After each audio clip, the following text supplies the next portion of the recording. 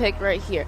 So the Tyrant range and also the Revenge needs to be in a good timing for Impunity Starlet to actually quite have a good execute. Because I like how they pick on the Yu Zhang. They can just jump into the back line and try to get that Brody. But then again, with all of that centric, it will be a great team fight here and more aggressive than the first game. To be honest, with the draft that is being held by Impunity, I love how they're playing it well. You know how they are putting a lot of heroes on their hand with the Kufra, with the Fredrin. I think like it's brilliant. But with the performance that they were showing previously, I kind of worry with how they are gonna go for it, how they are gonna going for the symphony, the sync, in order to have the tempo of the skills that they are gonna be using, the way of they are gonna be using the Terror Rage and Revenge along with the Dragon Tail, every knock up, every possibility here with the Taunt coming from the Fredrin. If they're gonna be able doing that, nothing that from the side of Zol can do going against that. That would be a very heavy thing to do. But then again, let's watch how all of this play out in match number 2, game number 2. Zol eSports FE versus Impunity Starlet's best of 3 series, and we're here with the talent prediction, both to the side of Zol FE. Back to the topic. Despite that, I love how the drop coming from Impunity Starlets. The pick-off combination coming from Zol eSports FE is pretty huge, and we witnessed what was happened in the previous game. How they are able to stop and even giving the pressure towards the opponent. And with the Guinevere along with the Cho that is being used right now by the Zol, I really I wonder if they are gonna be playing super aggressive, because with the pick-off combination, the CC, the step up that they can have, it's pretty huge. Despite that these Outlaws might have quite hard, the Glues are having quite a hard time here going for all of that. But Moshi, I don't think that Moshi will be able to survive for quite long, and it will be the first blood in the hand of Ang. Okay, this is quite unique. Pressing down onto the side of EXP lane. Usually it's a gold lane. Yeah, and for Mitsu trying to find a great in, trying to fill out again. But then again, Taro needs to put on a flicker, and the Appraisal Wrath needs to be open, and a flicker offensive by Zana here, and quite a mirroring there with Mochi taken down from the side of Zol eSports. I say that for a kill, it's not quite balanced because the EXP lane is taken down, but from the side of Impunity Stars, they got the marksman. Do you really want to get over this Yuzang? Why? That's the most anticipated hero to go against a Clint. Dragon Tail, Black Dragon form, it's gonna be heavy to go against a Clint. Clint with no escape ability, but with Violet Fire going for this Brethren, not enough damage to push up into the Impunity Starlet side. They just push back the players, they just want to know the location, the glue playing quite far away, but still with a very good condition. The pass has been done here, going for the orange buff. Will they able to secure that one? But Ang here will be trying to disturb at even 1 versus 2, but he is very strong. But Ang still using the split to try to escape for this one. Will she able to escape? But it is not, because it's Moshi that he is using the Dragon Tail to survive and able to secure the kill. Moshi's passive and also the essence that is going into the body of Yuja actually quite helps a lot. With that much of a gain is quite good, because remember in the early is actually quite pressed down, even though maybe the gold is not really that big of a gap. But then again, trying to find a good way and a sneaky beaky way on how to open up the map here, a retribution going in. But it would be a very tricky thing, because let's not forget that the first turtle here is going to be up in 32 seconds. Yeah. One thing about Impunity Starlet, like they really know how to do, but look at that one, the penetration, revenge, along with Nibiru's patient, unable to secure kill, but look at that one, actually, Rain trying to go for somebody, but Wayne forced to get back in. Black Dragon form is being used right here, trying to pick off somebody. Mitsu is being picked off, but on the back we're seeing the Violet with YM, along with the damage coming from the side of Team Zol eSports. They're securing another point here. Wow, Taro being taken care of. Everything, a lot of things happen inside of the map, but it's 3 members that is being picked up, and Nana, I think, will be the next one. So a few times from Impunity Starlet, one by one gets taken down. Let's look at the highlights and instant replay. Actually, like, I like how the Way of the Dragon is actually opening up, and the timing of Moshi trying to jump in with the Black Dragon form has popped up the essence of taking it down. But how she used the Petrify is quite good. And then Rain, how Rain can flank to the right and try to fight a good way, picking out a kill is a very clean way to do. But Moshi trying to jump in to the side of Taro, but Mitsu is still in the front line trying to protect, but Yue and Hana following up again with the Tyrant's range, trying to charge in, but jumped a bit too far away from the map, and they choose not to fight this. Choosing not to do it, but on the other hand, Ben able to secure Zana here for the second time. And now Fire Requiem again, going for Hana, and Hana will be taken care of. It's a mega kill, and Black Dragon for going in. Way of Dragon as well. They are going to be going for the Bradford. It's going to be like 4 people being taken care of. Anyway, will be the 4th here for the side of Impunity Starlet. Zol, they are looking very strong and even not giving them chances to breathe at all. Another one! Hana! Zana! Okay. Popping up the Bennett's Rage and a nice Violet Requiem, but sadly needs to be cancelled out because she's jumping into 2 turrets here. And securing the middle outer turret in 6 minutes, that is quite early. It is. If you're talking about early, it is early. Look how Bane is having like 505. That is huge, to be honest.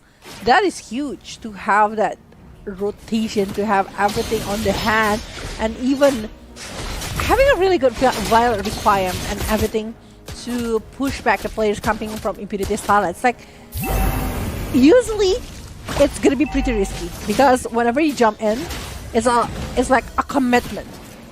If you're not doing it well, it's gonna be a punishment for you. It's a high risk, high return, but they are doing it really well here. Look at that one, another setup from Anne. Going in, Violet Requiem, jumping in, and a lot of damage gets to be given. Okay, with the airborne popping up with the Black Dragon form, and also the Way of the Dragon taking down 2 people from the side of Impunity Starlet. Zol eSports has secured all of this. How they played out, how they zoned out from the turtle here, getting, and even it's Bene who's trying to fill in that gap, and Rain and Taro gets the chance for taking down the Tier 2 turret. Okay, but Yue jumps in with Tyrant's Rage, trying to pull onto the Petrify. That is the Black Dragon form popping in again, but a shutdown onto the side of Impunity Starlet getting in, but then again Mitsu and Bene is going to be in the front. Okay, Bene's Rage popping in again with Nibiru's Passion going in, but a monster kill with that Violet Requiem secured up by Bene, and that is too powerful, and Impunity Starlet needs to move back. The quick draw coming from Taro is also very thirsty towards Impunity Starlet. They are just like punishing everything to the side of Impunity, but back again, like having the shutdown Rain in the first place before they're starting the Great War right there is creating so much loss for the side of Zol.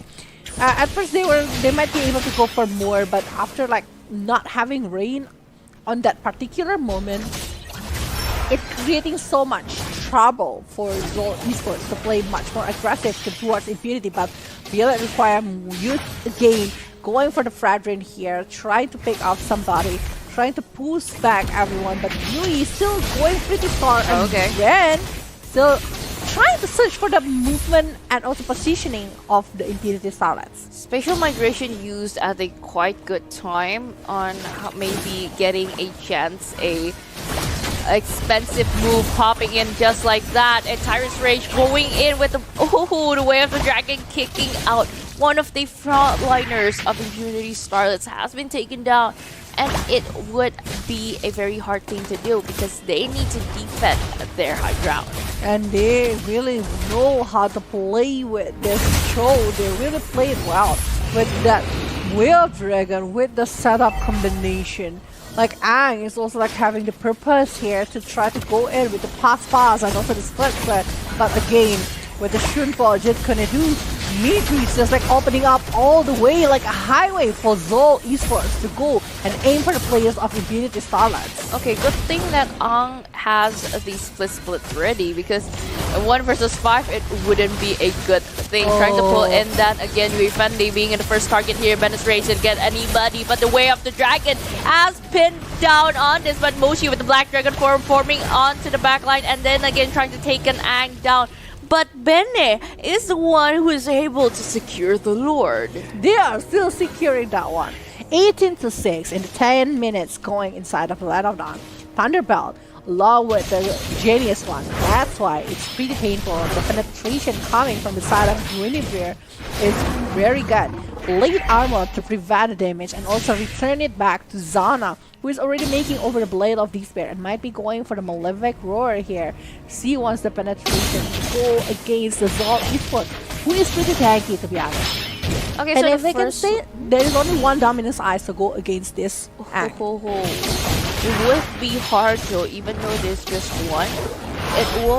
I think it won't be enough to support the whole team, but then again, the Lord is trying to barge in the middle with the Menace Rage popping in again with the passive of the turret is taken down, both of it too.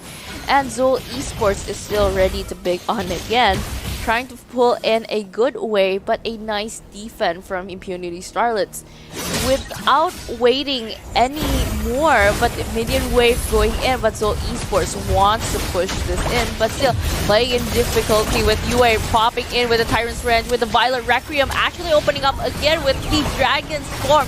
Praisal Wrath going in again, trying to pull in onto the side of Benne, but it's too powerful with the Petrify, and also still able to jump in with the Spatial Migration.